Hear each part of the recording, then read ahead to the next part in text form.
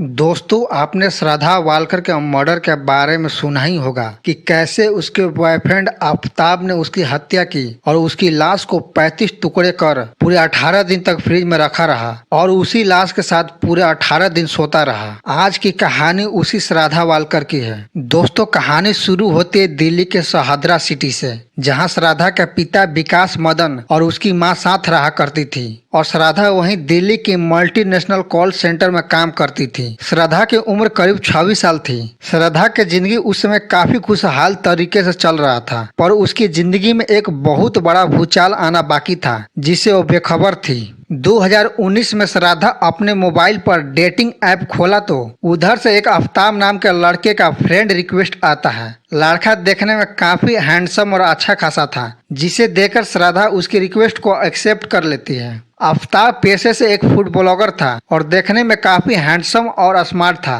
धीरे धीरे दोनों बातचीत शुरू होती है, फिर दोनों मिलने का फैसला करते हैं और ऐसे ही दोनों में प्यार हो जाता है। वो दोनों पूरे 2 साल तक दिल्ली में ही लिव इन रिलेशनशिप में रहते हैं। इसी तरह पूरे 2 साल गुजर जाते हैं। अब श्रद्धा अपने पिता को आफताब के बारे में बताती है और शादी के लेकर पिता से बातचीत करती है। चूंकि आफताब धर्म से मुस्लिम था और श्रद्धा हिंदू, इसलिए श्रद्धा के पिता शादी से साफ इनकार कर देते हैं, जिससे श्रद्धा का उसके पिता विकास मदन से काफी नोक झोंक और झगड़ा होती है। पिता का शादी से इनकार करने के बाद श्रद्धा घर छोड़कर चली जाती है और दिल्ली में ही एक किराए के मकान लेकर आफताब के साथ रहने लगती है। इसी बीच आफताब और श्रद्धा के बीच रिश्ते बिगड़ने लगते हैं और दोनों के बीच किसी न किसी बात को लेकर अक्सर झगड़ा होता रहता है। कई बार तो आफताब ने श्रद्धा को बहुत पीटा और यहाँ तक कि उसकी गला दबाने की कोशिश भी की। तभी एक दिन श्रद्धा के जिंदगी में दुखों का पहाड़ टूट जाता है। दरअसल उसकी माँ की मौत हो जाती है। उधर बॉयफ्रेंड से झगड़ा और इधर माँ की मौत से श्रद्धा पूरी तरह से टूट चुकी थी।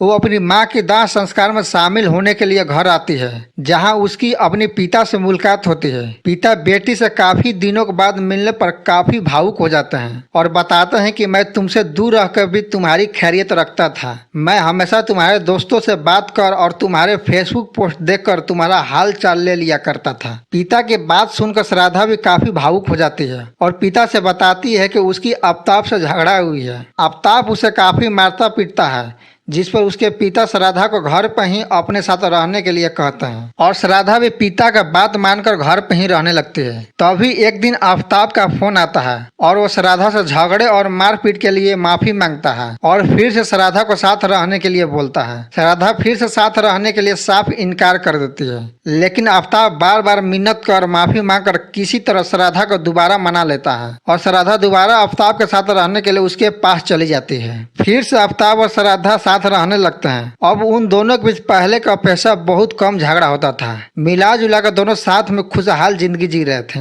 और दोनों वेकेशन पर कहीं और घूमने का प्लान बनाते हैं। उन दोनों ने हिमाचल की ठंडी वादियों से भरी एक जगह ऋषिकेश में घूमने के प्लान करते हैं और वहाँ दोनों साथ चले जाते हैं, जहाँ पर दोनों खूब मौज मस्ती की और एंजॉय किया। लेकिन अगले ही दिन 18 मई को श्रद्धा का मोबाइल स्विच ऑफ बतलाने लगता है। पिता विकास मदन कई बार कॉल लगाने पर भी कॉल नहीं लगा तो वो 8 नवंबर को बेटी के घर पहुंच जाते हैं, जहां पर श्रद्धा और आफताब साथ रहा करते थे, पर वहां भी श्रद्धा का कुछ नहीं पता चल पाता है। दोस्तों यारों, और फेसबुक पोस्ट देखने के बाद भी कुछ नहीं पता चलता है तो पिता मदन दिल्ली के मोरौली थाने में श्रद्धा के गुमशुदगी की रिपोर्ट लिखवाते हैं और पुलिस श्रद्धा को ढूंढने के लिए जाँच शुरू करती है। जाँच करते करते पुलिस का कलेजा दहल जाता है, क्योंकि घटना को इस तरह अंजाम दिया गया था कि किसी का भी कलेजा दहल जाए। पुलिस अपनी पहली जांच में आफताब को पकड़ती है, पर आफताब इतना शातिर था कि पुलिस को अपनी बनी बनाई कहानी में उलझा देता है। दरअसल आफताब श्रद्धा को मारने के बाद दृश्यम मूवी देखी थी, वही दृश्यम मूवी जो अजय देवगन की है, ताकि पुलिस से कैसे बचा जाए ये जान सके।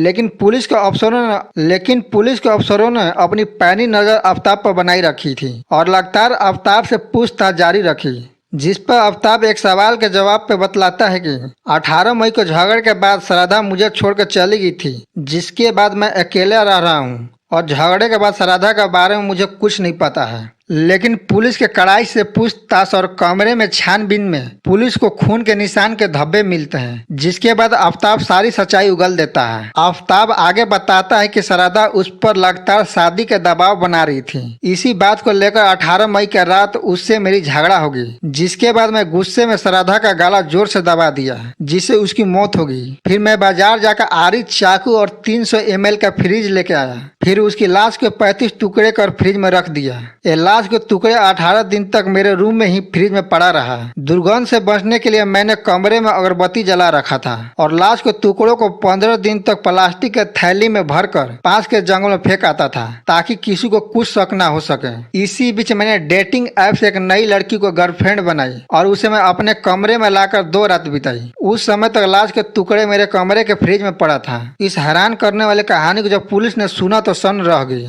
आफताब अभी जेल में है और अपनी कर्मों का सजा भोग रहा है। दोस्तों, सच्ची कहानी आपकी कैसी लगी कमेंट करके बताएं, और ऐसी कहानी सुनना चाहते हो तो चैनल को लाइक एंड सब्सक्राइब जरूर कर दें। यह आपसे मेरा एक छोटा सा निवेदन है।